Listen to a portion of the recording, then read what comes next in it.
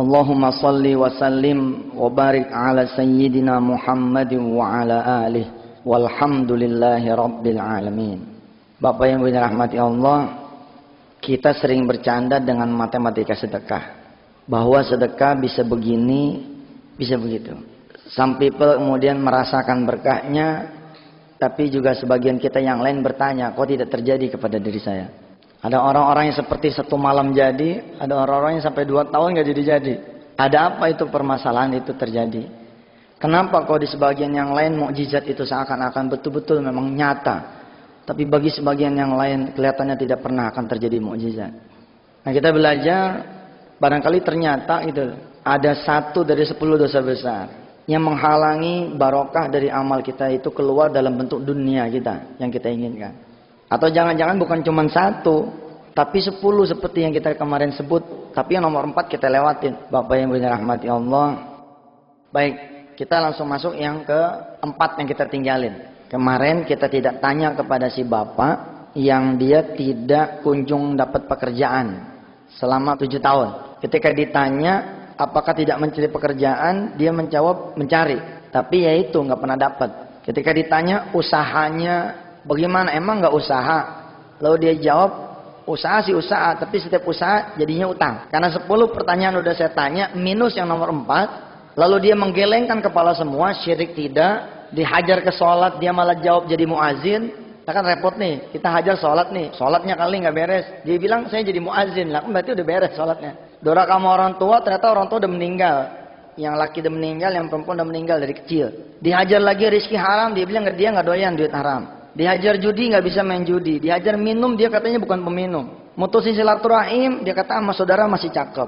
Riba, dia nggak doyan. Kikir, ya dia bilang kalau lagi ada dia termasuk yang enteng punya ngasih sama orang. Kalau begitu, kalau tidak ada yang disentuh sama sekali, dari 10 dosa besar nggak ada yang disentuh sama sekali. Skornya itu ujian. Ini 10 nih, nggak ada yang disentuh sama sekali. Skor akhirnya ujian, ya udah itu ujian hidup. Jadi jangan buru-buru bapak ibu ngatain begini. Ustadz saya lagi diuji nih sama Allah. Belum tentu lagi diuji. Yang namanya diuji mah anak yang kagak ada salahnya. Terus dia ikut ujian, naik pangkat itu. Dari kelas 3 jadi kelas 4, kelas 4 jadi kelas 5, kelas 5 jadi kelas 6, kelas 6 lulus jadi SMP kelas 1. Tapi kalau orang salah kan dihukum, Ji. Namanya azab. Kalau menyentuh salah satu dari 10 dosa besar, kategorinya bukan ujian, kategorinya azab. Si bapak yang satu ini tidak. Waduh, ini kayaknya ujian nih Pak. Saya bilang gitu. Tapi ada 1 yang belum saya tanya, yaitu zina. Tapi mau saya tanya, kok wajahnya nggak mungkin pezina nih wajah itu. Wajahnya kayak antum dah gitu. Bersih, itu muka ustad. Putih Pak, bersih orang. Istrinya juga itu jilbabnya menirapi gitu. Jadi unbelievable kalau pertanyaan ini akan dijawab iya. Tapi karena dia konselingan saya, pasien istilahnya, lah kan harus kita tanya. Jadi ada catatan-catatan medis kan harus kita tanya. Kenapa lu sakit perut? Karena makan ini Pak Dokter. Ah itu tuh gara-garanya kan gitu ya. Apa ada gitu orang berobat ke dokter, mangap, buka baju? Enggak kan, ditanya dulu kan. Ini sakit dari kapan nih? Panasnya dari kapan? Apa aja gejalanya? Dokter yang nanya, itu kan blow on dokter nanya. Mestinya kan kita datang ke dokter kan jangan pakai ditanya ya. Kenapa dokter perlu nanya? Karena yang punya badan kan kita, yang tahu kita, dia perlu tahu. Akhirnya apa saya tanya, Pak, jadi saya tanya ke si bapak, saya mau bingung nih sama bapak. Saya tanya 9 dari 10 pertanyaan, bapak geleng kepala semua. Indikasinya ujian. Tapi kalau ujian kenapa bapak sampai 7 tahun? Nggak mungkin, kalau bapak ujian 7 tahun nih nggak mungkin. Hati-hati loh, kita punya utang tahunan kalau lunas-lunas, weh. Bener nih saya ngomong bener nih. Kita punya penyakit tahunan gak sembuh-sembuh. Weh bahaya tuh. Takutnya bukan ujian itu loh. Azab. Kita salah masuk pintu. Pintunya ujian itu cuman sabar Pak. Selesai. Tapi kalau pintunya azab, tobat dulu baru sabar. Pak ada 1 yang belum saya tanya. Saya sungkan nanya sama bapak. Tapi saya perlu bertanya juga nih. Karena ya cuman ini yang belum ditanya. Tapi saya pengen ngomong berdua nih antar laki-laki. Kan dia datang berdua sama istrinya kan. Waktu itu saya tanya begini sama dia. Di awal konselingan. Terus nafkahnya dari mana selama 7 tahun? Istrinya nyaut, dari saya Ustaz. Alhamdulillah Allah masih kasih rezeki buat saya. Saya guru Ustaz. Jadi hati kecil saya mengatakan kayaknya ini bukan dosa dari istri nih. Ini kayaknya dosa dari suami. Kan ada orang berzina dengan istrinya. Kapan? Sebelum jadi istri. Betul kan? Kemudian lalu dia menganggap pernikahan itu pertobatan. Bukan, Pak. Pernikahan itu sunnah. Pernikahan itu wajib malah hukumnya kalau emang udah mampu dan tidak bisa menahan syahwat. Artinya pernikahan itu bukan pertobatan. Jadi jangan anggap dengan menikah lalu selesai urusan. Wah, enak aja loh. Nggak begitu, tobat dulu. Nah, saya bilang sama si bapak ini, saya pengen ngomong berdua sama bapak aja. Jadi ibu tolong tunggu di luar. Memang efektif, Pak, menyentuh masalah orang itu tuh dakwahnya luar biasa itu. Orang bisa ingat sholat, Pak, gara-gara dia punya masalah itu. Kalau dia nggak ada masalah, barangkali nggak sholat. Begitu keluar si istri, dikunci pintu. Saya bilang sama si bapak, maju deh. Pak, ada satu yang belum saya tanya. Rasanya bapak tahu nih pertanyaan saya. Bapak kasih isyarat saja dah. Karena bagaimanapun ini aib. Nggak perlu juga saya tahu. Saya hanya pengen bapak ngasih isyarat saja. Supaya, apa istilahnya, saya bisa ngasih formula yang tepat untuk masalah yang bapak hadapi ini. 7 tahun dia nggak kerja ini. Ngomong-ngomong, di balik wajah bapak yang kelihatannya soleh kayak begini, pernah nggak gitu nggak sengaja kecemplung zina gitu? Ya Allah, ibu, bahasa isyarat nangis sesenggukan dia, nangis sesenggukan. Sambil nangis dia ngomong, emang juga itu Ustadz yang saya khawatiri. Jangan-jangan karena masalah itu hidup saya jadi susah. Dia bangun, dia meluk saya. Ya kita bilang ya sudahlah. Allah mengatakan bahwa Nabbi ibadi innani anal ghafurur rahim. Kabarkan saja sudah kepada hamba-hambaku, aku ini Tuhan yang maha pengampun lagi maha penyayang. Jangan cuma sekali kita zina, 170 kali juga kita zina. Kalau kita datang sama Allah benar-benar minta ampun sama Allah, ampunin. Perkaranya kan banyak orang yang belum minta ampun benar-benar sama Allah. Minta ampun karena nggak ada kesempatan. Begitu ada kesempatan, begitu lagi. Begitu ada kesempatan, balik lagi. Begitu duit ada lagi, main perempuan lagi. Bener itu. Begitu punya karir dikit nih si perempuan, diselingkuh lagi sama laki lain. Dan emang itu udah naluri gitu, naluri manusia memang secara biologis Allah pasangin itu. Zuyyina linnasi hubbus syahawati. Makanya kalau kita nggak bisa ngendaliin repot. Dia pelon, dia bicara, bisa nggak saya dapat ampunan Allah, Ustaz. Nah, udah lain kan? Kalau tadi dia datang konseling pengen kerjaan, sekarang udah game over nih. Udah selesai konselingan karena kalimatnya, Ustaz, bisakah saya dapat ampunan Allah? Itu yang benar. Ya kita bilang bisa. Ambil wudhu lah. Ambil wudhu. Kita bimbing sholat sunat taubat. Itu pas sholat sunat taubat dia kayak ada di dunia lain tuh. Kita ngeliatin sampai ngeri. Bapak Ibu yang dirahmati Allah, sholatnya dia. Dia nangis seperti ada di dunia lain. Terbayang barangkali saat itu dosa-dosa dia dengan perempuan yang kita nggak perlu tahu siapa. Dan saya nggak perlu tahu dong sama siapa, nggak perlu. Nah, saya bilang hanya syarat saja. Bapak Ibu kalau tahu anak berzina, itu jangan diumumin kemana-mana. Menjadi sunnah buat bapak ibu, udah dijaga aja. Urusannya di kamar aja berdua sama anak, suruh tobat gitu. Nggak boleh kita. Saya pernah sekali tuh ngaji mu'alim gitu tuh. Ngaji mu'alim sekali, bercerita si orang tua bahwa anaknya sudah berzina, lalu dia pengen menikah. Apakah saya harus menyuruh anak saya terus terang sama laki yang baru ini, sama calon suaminya atau gimana? Kata mu'alim, kubur selamanya. Nggak perlu itu orang lain tahu. Allah sudah menjaga rahasia kita, jangan sampai dibuka. Dan ternyata hadisnya ada itu. Hadisnya ada di kitabnya ada tuh. Itu hebat kan Allah kan. Artinya Allah hanya perlu pengakuan saja dari kita. Bukan kita ngumumin kemana-mana gitu. Allah hanya perlu pengakuan, berdua dengan dia, selesai. Luar biasa Allah ya. Habis itu Pak, orang yang nanya sama saya. Sambil nangis dia sekak matanya, dia sekak mukanya. Ustadz, hubungannya apa ya? Hubungannya apa kata dia? Zina sama ketutup pintu rezeki dia selama 7 tahun. Saya jawab pakai Quran. Itu ada di surah Al-Furqan, surah ke-25 ayat 68. Walladzina la yad'una ma'allahi ilahan akhara wa la yaqtuluna an-nafsa allati harramallahu illa bil haqqi wa la yaznun. Wa man yaf'al dzalika yalqa athama. Kata Allah, jangan sampai kita jadi orang-orang yang menduakan Allah, la yad'una Allah ilahan akhara. Kemudian wala yaqtuluna an-nafsal lati harramallahu illa bil haqq.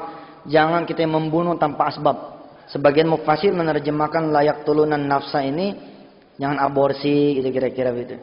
Kemudian ada yang ketiganya nih, wala yaznun, dan jangan berzina. Jadi kata siapa? Ustaz, nggak ada larangan berzina, yang ada larangan mendekati zina. Kan ayat yang kita tahu cuman itu doang tuh. Wala taqrabuz zina. Mendekati zina yang nggak boleh mu'tad. Kalau berzina Allah apa-apa. Lah bagaimana lu mendekatinya udah nggak boleh berzina? Sebab dia kata nggak ada ayat yang langsung telak ke masalah zina. Nih ada buktinya. Dan jangan berzina. Apa akibatnya kalau berzina? Wa may yaf'al dzalika yalqa asama. Kalau bahasa saya nih, bahasa terjemahan saya, dia akan dikalungin gitu. Dengan kalung yang namanya kalung kesusahan. Oh, Masya Allah, kalau bukan Allah yang ngelepas, Pak, nggak bisa itu lepas itu. Bahkan kata Allah, yudha'af lahul adzabu yaumal qiyamati wa yakhlud fihi muhana. Merinding kamu kata Allah, karena aku akan melipat gandakan. Widih, kan main.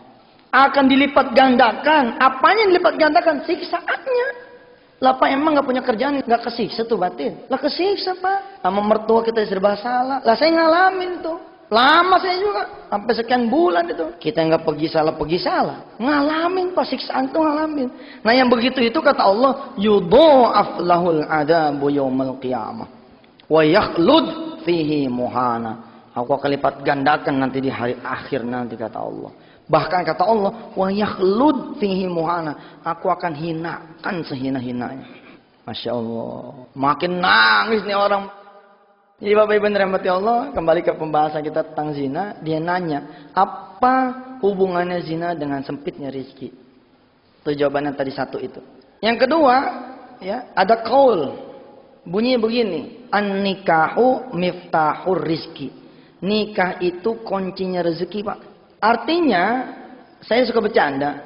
Maaf nih ya, namanya begitu udah dewasa ya kan. Kemaluan laki-laki itu kunci, Pak. Kemaluan perempuan itu pintu. Istilah ibaratnya begitu. An-nikahu miftahur rizki. Nikah itu kunci rezeki. Pakai dah kunci pada yang bukan pintunya. Kira-kira ini mah kira-kira kebuka nggak? Nggak bakalan kebuka. Nggak bakalan kebuka. Kotrek. Patah. Kalau kita paksain patah. Kalau rizki udah patah, berapa? Siapa gitu kalau gitu yang matain rizki? Siapa coba? Kita sendiri yang matain. Makanya buat orang-orang yang udah pada pernah berzina, aduh, lo mah udah hidup aja udah bagus. Bener Pak, dikasih hidup aja walaupun penuh dengan hutang, penuh dengan penderitaan, udah bagus lo. Namanya dikasih kesempatan sama Allah untuk bertobat dan berbuat baik, nebus. Belum ngomongin 40 tahun kita punya ibadah diangkat sama Allah, nggak diterima. Nah coba. Satu celup 40 tahun Pak.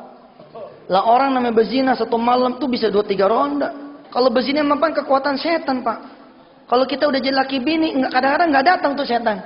Bener, gila udah halal nih. Kayaknya, aduh nyari yang lain lah. Yang ini udah nggak doyan nih udah. Saya ini ngomong apa adanya nih, mohon maaf ya.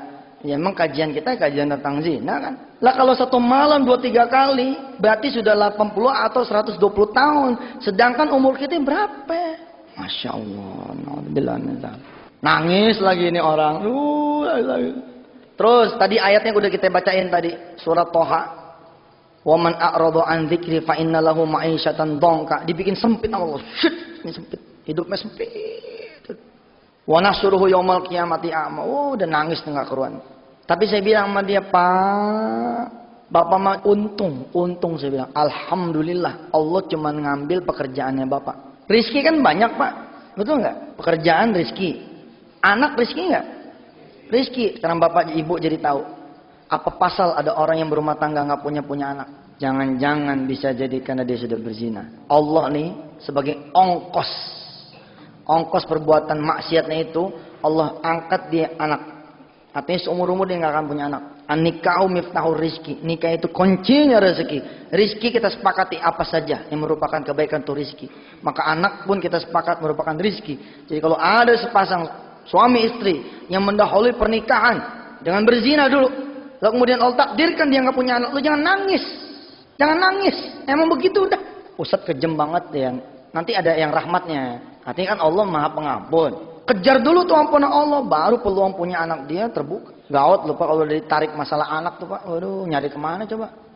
Nyari ke Singapura, nyari ke Australia, nyari ke sana kemari, tetep baik nggak punya anak. Dia nggak sadar, rizki yang berupa anak udah Allah delete, udah Allah hapus. Apalagi coba rizki? Hubungan rumah tangga yang harmonis, rizki nggak? Rizki. Ada nggak orang berumah tangga baru 6 bulan kemudian pisah? Ada nggak? Banyak. 2-3 bulan pisah. Banyak. Ditanya sama mertua, ditanya sama temen, kenapa lu baru aja kawin? Ah, gue nggak cocok. Bukan sebab nggak cocok lu. Lu pacarannya kelamaan, ngawal-ngawal nggak pugu lagu, begitu dinikahin, Allah bilang cabut. Rizki berupa langgengnya rumah tangga cabut. Aku tidak berkenan memberikan dia umur rumah tangga yang panjang, cabut. Kita sepakat kan? Rizki itu apa saja sepakat, termasuk hubungan rumah tangga yang panjang itu. Disharmonis, artinya rumah tangga yang nggak harmonis. Bisa juga terjadi begitu kan? Lah kalau ketika dia berumah tangga perasaan ribut terus, tiba-tiba dia hadir di pengajian ini, atau dia kelak mendengar kaset ini, kelak dia mendengar CD ini, lalu kemudian dia menyadari sama suaminya, iya pak, pantas be kita ini ribut terus. Kita dulu sebelum nikah udah berzina duluan. Hasil usaha, hasil kerja, rizki bukan? Rizki ada loh pak. Terminologi kita sering menyebut sial terhadap orang-orang yang kalau megang apa-apa angus, megang apa-apa angus, megang apa-apa angus. Khawatirlah jangan-jangan anak nggak ditutup, rumah tangga harmonis nggak ditutup, panjangnya rumah tangga nggak ditutup, tapi hasil usaha sama hasil kerja yang ditutup. Kerjaan mah dapat aja gitu loh. Ini yang main kerjaan dapat aja, pemodal pun dapat aja, tapi ujungnya masalah lagi. Kalau dia belum sadar nih pongkolnya, belum sadar pongkolnya, nggak jadi-jadi. Kan kemarin kita udah belajar kan, temukan penyebabnya, temukan jawabannya. Ketika kita melihat lantai yang basah, yang harus kita lakukan apa? Bukan ngepel kan, tapi lihat nih, dari mana nih sumbernya nih. Begitu lihat ke atas, oh iya bener, gentengnya bocor, pantas baik, ini lantainya basah. Ganti dulu. Begitu diganti, kalau emang perlu dipel. Kadang-kadang malah nggak perlu dipel pak, beres sendiri. Tapi ingat. Kemarin saya tutup tuh kajian yang kedua dengan kalimat begini, bahwa pengetahuan kita akan 10 dosa besar hanya untuk kita, untuk menilai diri kita sendiri, bukan untuk menilai orang lain. Karena celaka nanti. Begitu reuni ketemu teman, ini anak ente nih, iya anak ente mana? Waduh, anak udah lama nih nikah belum punya anak. Zina nih. Iya nggak begitu bos, gitu. Buat kita boleh lah gitu, tapi sifatnya private, berdua kita colek teman kita sini. Gue ngeliat lu susah banget, gue khawatir lu masuk 10 dosa besar. Itu pak, kalau bapak ngomongnya cakep, masuk ke hati temen tuh, pasti dia nanya apaan aja sih. Kalau kita tahu mukanya bangsa muka pezina, embat dulu nomor 4, nggak perlu nomor 1 dibacain dulu, langsung aja nomor 4, ente zina kali itu. Yang halus pak, kalau yang halus jatuhnya nggak haram. Kita nggak boleh nanya sama orang zina nih, nggak boleh. Hukumnya mengatakan nggak boleh. Kayak dokter aja lah, nggak semua dokter punya hak meriksa kan? Kalau anda tidak punya license dokter, ditangkap ente. Buka praktek kira-kira begitu. Jangan sembarangan juga, ada kompetensi masing-masing wilayah. Jadi fenomena kawin cerai fenomena baru kemarin diberitain Agustus. Jadi Desember dicerai. Lalu kemudian menyatakan di depan TV, menyatakan di depan teman, menyatakan di depan saudara bahwa ternyata ada sifat-sifat dia yang saya tidak cocok. Ternyata baru ketahuan sekarang. Bukan. Itu mau asbab aja, wasilah aja gitu. Aslinya dicabut sama Allah. Celaka tuh pak. Cerita selanjutnya saya nggak paham. Apakah dia kemudian mendapatkan pekerjaan atau tidak, saya nggak paham. Tapi yang menarik pak, malam itu juga datang kepada kami seorang anak muda. Wah, begitu duduk, saya tanya sama nih anak. Ente masih muda begini, masalahnya apaan? Ustadz, bahasa dia nih, kalau saya nggak punya masalah, masa iya saya datang ke sini? Ya udah cerita cepetan, masalahnya apa, udah malam nih. Ustadz, saya cuman sopir Ustadz. Waktu dia nyebut cuman sopir, marah tuh saya. Oh ente emang ya nggak bersyukur ya. Banyak orang pengen kerja apa saja walaupun tidak digaji, yang penting kerja, ada eksistensi. Ente udah dikasih kerjaan sama Allah jadi sopir, ngomong aneh cuman sopir. Wah nggak bener nih. Udah pulang lah, masalah ente mah cuma satu, kagak syukur. Bener pak. Terus iseng saya tanya, gajinya berapa jadi sopir? Emang kurang jadi sopir gajinya? Terus dia jawab, gaji anak 2,8. Wih. Apalagi 2,8 lu jadi sopir 2,8. 2003 loh pak waktu itu kita ya. 2003. Sopir 2,8 masih teriak. Tapi saya bingung sih. Emang ada sopir 2,8? Anak kerja 2 tempat. Anak kerja di manajer anak. Tapi anak kerja juga di kantor anak. Jadi gaji double dari manajernya juga, dari kantornya juga. Apalagi 2,8 gaji ente udah pulang dah. Pulang. Ente mah cuma kurang syukur. Enggak ada masalah, ente mah cuma kurang syukur aja dah. Sono terima. Masih banyak saudara-saudara ente yang malah belum kerja apa-apa. Lagi ente mah jadi sopir juga 2,8, Masya Allah. Dia nyaut. Tapi Ustaz, saya lulusan UGM. Begitu dia nyebut lulusan UGM, saya suruh duduk. Duduk. Berarti ente emang masalah. Lo yang bener aja Pak, lulusan UGM jadi sopir. Kira-kira kalau kita jadi orang tuanya juga nggak redo kita juga. Bohong aja lah. Ada yang ngomong gini, Ustaz, sing penting kerja. Bohong. Perasaan hati kecil kita sebagai orang tua juga akan ngomong, ngapain lu gue sekolahin tinggi-tinggi kalau cuma jadi sopir aja mah. Bukan saya ngecilin pekerjaan sopir. Maaf saya salah ngomong nih. Artinya saya beristighfar, mudah-mudahan Allah nggak, kita punya maksud nggak begitu dah. Bukan meremehkan pekerjaan. Cuman saya pikir dia nyebut nih.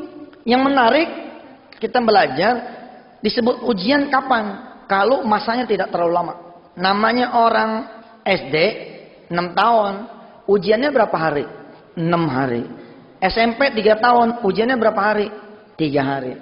Kalau ente sekolah SD 6 tahun, ujiannya 6 tahun juga. Sekolah apaan tuh? Lah tiap hari ujian gitu.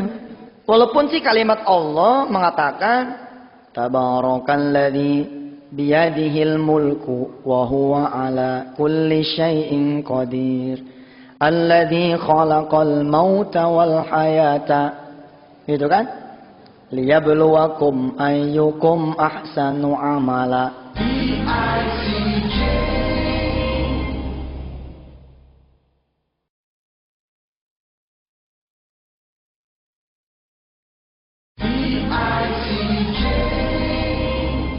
Walaupun Allah mengatakan bahwa hidup ini ujian, tapi nggak begitu penafsirannya. Penafsirannya tidak seperti itu. Maka saya suruh duduk dah. Sejak kapan ente jadi sopir? Nah ini pertanyaan saya. Kalau dia azab kan berarti dia lama nih kayak tadi 7 tahun gitu loh. Kalau ujian tuh begini Pak, dia UGM, jadi sopir, tapi besok naik, tak 3 bulan, naik lagi, 3 bulan, naik. Artinya the beginning, yang memang sopir, tapi berikutnya punya perusahaan, gitu loh. Banyak lah di negeri ini orang berawal karir dari bawah banyak. Tapi beda kan, ama yang Allah tempatin emang di bawah, lain loh. Memulai dari bawah, ama ditempatin dari bawah, itu kalimat yang berbeda. Sejak anak belum lulus, sejak belum lulus, itu udah jadi sopir. Lah hebat juga ente. Emang jurusan apa? Bangsa kimia gitulah. Sejak sebelum lulus. Iya Ustaz. Lulus tahun berapa? Tahun 96. 96 ke 2003 berapa tahun? 7 tahun. Ente bilang sebelum lulus berarti 95 ente udah jadi sopir. Iya Tan. Gimana ceritanya? Begini Tan. Dulu saya sambil ngisi waktu. Ya saya coba-coba ngelamar. Tadi terimalah saya sama si A. Dulu belum jadi manajer nih si A. Jadilah saya sopirnya si A itu. Nah begitu lulus kata si A supaya dapat gaji double loh. Siniin ijazahnya. Dikasihlah ijazahnya, masukinlah ke BUMN itu, diterima karena dia punya akses, ditempatin juga di situ. Masih tetap jadi sopirnya dia, sampai hari itu jadi sopirnya dia. Pak, kalau kita lihat kan nggak ada yang salah nih. Kalau kita lihat apa coba yang salah? Nggak ada yang salah. Ya emang begitu nasibnya. Kira-kira kita akan ngomong begitu kan? Emang begitu nasibnya? Ternyata bukan Pak. Menarik buat saya. Ini udah skenario Allah banget nih. Allah emang nyudutin ente di situ nih. Shit. Wa nahsyuruhu yaumal qiyamati a'ma. Sebelumnya apa kata Allah? Fa innalahu ma'isyatan dongka. Dibikin sempit sama Allah. Enggak dibikin laku tuh ijazah UGM kecuali di situ.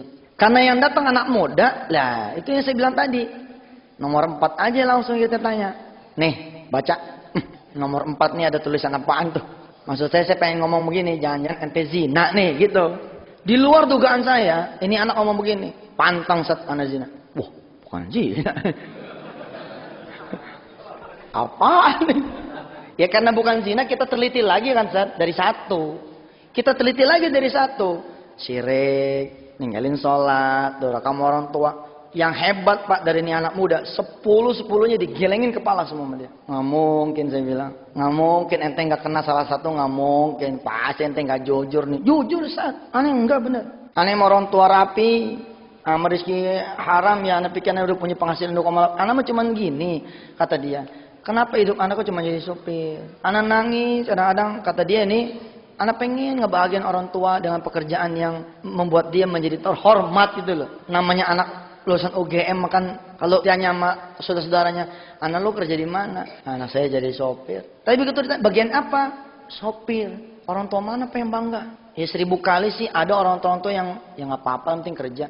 Tapi kan lulusan UGM gitu loh, teknik lagi. Karena ini 7 tahun, wah bahasa ente bukan ujian, ente azab nih. Tapi aneh, masa nggak ada sama sekali yang ente sentuh?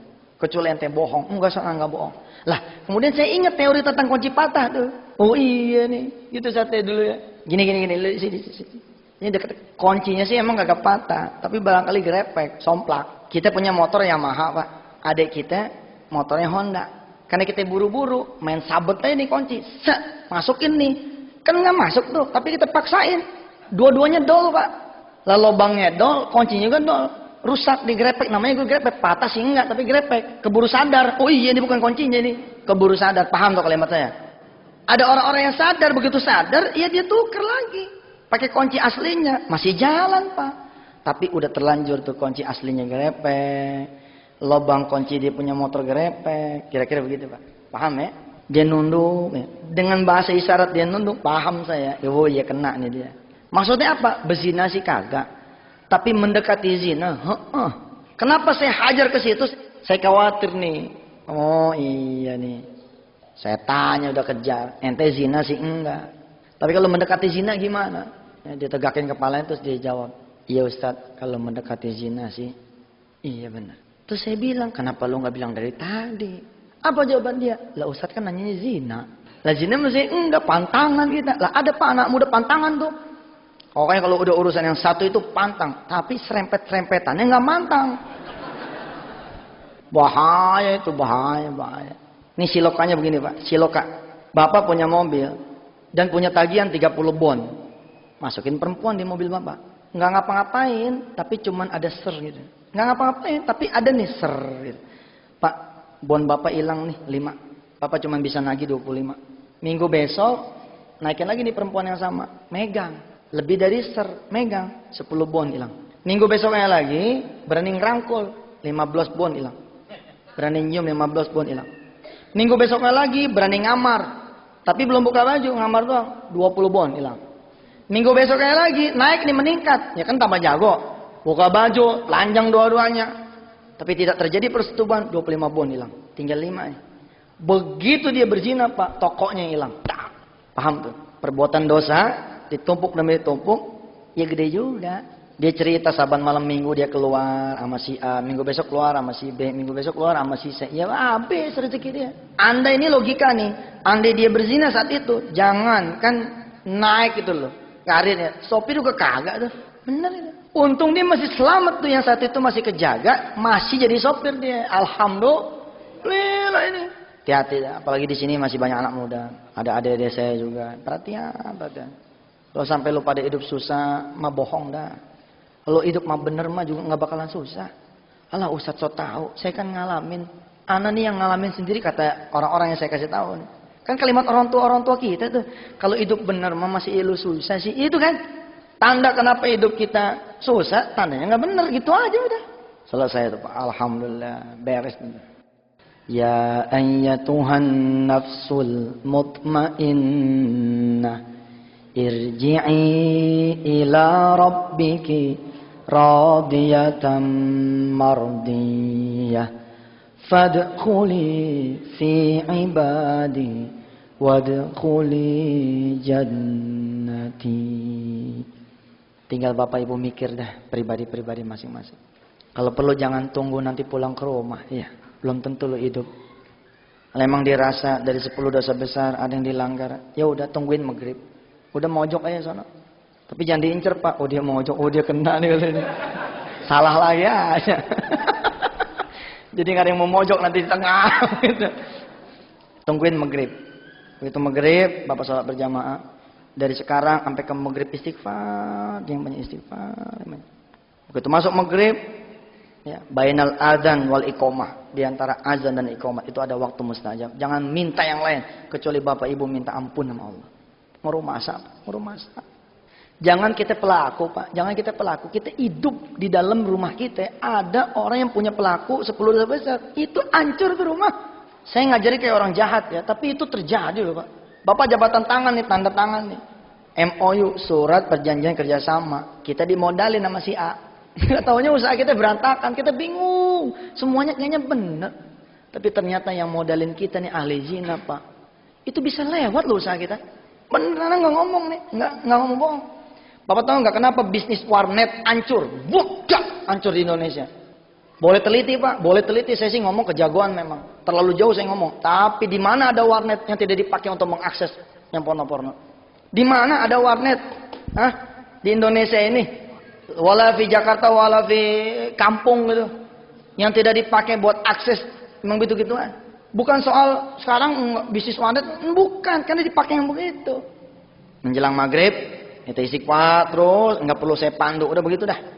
Nanti dari maghrib, pas azan sampai iqomat, jangan ada permintaan lain kecuali kita minta diampunin sama Allah. Kalau bahasa Jawanya, kulo nyuwun ngapura gitu ya. Ini separuh saya bilang separuh saya Jawa. Kulo nyuwun ngapura lah begitu. Kita minta ampun sama Allah udah begitu. Kemudian maghrib sholat, habis sholat bapak cepet deh sholat taubat, sholat. Aduh Pak, kita belum sempat taubat nih kalau lewat sakratul maut nih, aduh. Saya ngomong kayak begini juga kejauhan juga. Terasa saya paling benar, terasa saya paling suci. Enggak juga Pak. Saya juga masih prihatin dengan dosa-dosa saya. Masih prihatin. Saya punya utang kayak begitu gedenya juga ada riwayatnya itu. Riwayat 10 dosa besar juga sama. Cuman yang mananya rahasia gua aja sama Allah dah. Ya, jangan nanya lu sama gua yang mana tat. Begitu saya buka Quran, tak yang pertama bara'atum minallah ya. Bara'atum minallah. Walladzina ahadtum minal musyrikin. Oh iya benar. Tahu saya dosa saya apa. Habis namanya anak muda kan demen mager-magerin, demen ilmu-ilmu ini ilmu itu, nama anak muda ya kan. Kita jadi pengusaha kecil disuruh ada teman anak ngomong, "Tat, pokoknya kalau buat magerin ente mah kayaknya Masya Allah dah. Ente ke sono lagi. Kita kemakan. Iya juga ya usaha kan perlu dipagerin. Mulailah kita jalan. Coba Pak. Kenapa kita tidak cukup mengatakan hasbunallah wa ni'mal wakil, ni'mal maula wa ni'man nasir, la haula wa la quwata illa billahil aliyil azim. Mudah-mudahan dengan hadirnya sentra-sentra kuliah, saya bisa lagi menyapa masalah, menyapa hajat orang banyak. Dan mohon maaf kepada yang tadi saya sebut, jangan tersinggung. Karena memang saya kepengen saya bersih itu. Yusuf Mansur bukan segala-galanya lah. Bukan berarti lo nemuin gue juga bakalan selesai urusannya. Nemuin Allah baru selesai semuanya. Bahwa saya sudah manggil anda kemari, sudah bersilaturahim. Ya itulah keuntungan kita sebagai sesama muslim. Kita udah bisa silaturahim. Masalah solusi malah kapan aja insya Allah Allah kasih kalau mau udah waktunya mah. Baik ibu bapak dan Allah, kita tutup pengajian kita dengan membaca doa kafatul majlis. Silakan nanti merenung masing-masing. Silakan nanti beristighfar masing-masing. Silakan nanti berdoa untuk keperluannya masing-masing. Hanya ada anda dan Allah berdua. Semoga Allah mengampuni anda dan mengampuni kita semua yang ada di sini. Yang mudah-mudahan yang mendengar nanti lewat kajian kaset atau CD, mudah-mudahan Allah bukain juga segala pintu rahmat bahwa kita berlindung jangan sampai kita kena. Kita berdoa jangan sampai anak keturunan kita kena dosa-dosa besar juga. Mudah-mudahan dah. Subhanakallahumma wa bihamdika astaghfiruka asyhadu an la ilaha illa anta astaghfiruka wa atubu ilaih. Terima kasih, mohon maaf kalau ada salah-salah katanya. Assalamualaikum warahmatullahi wabarakatuh.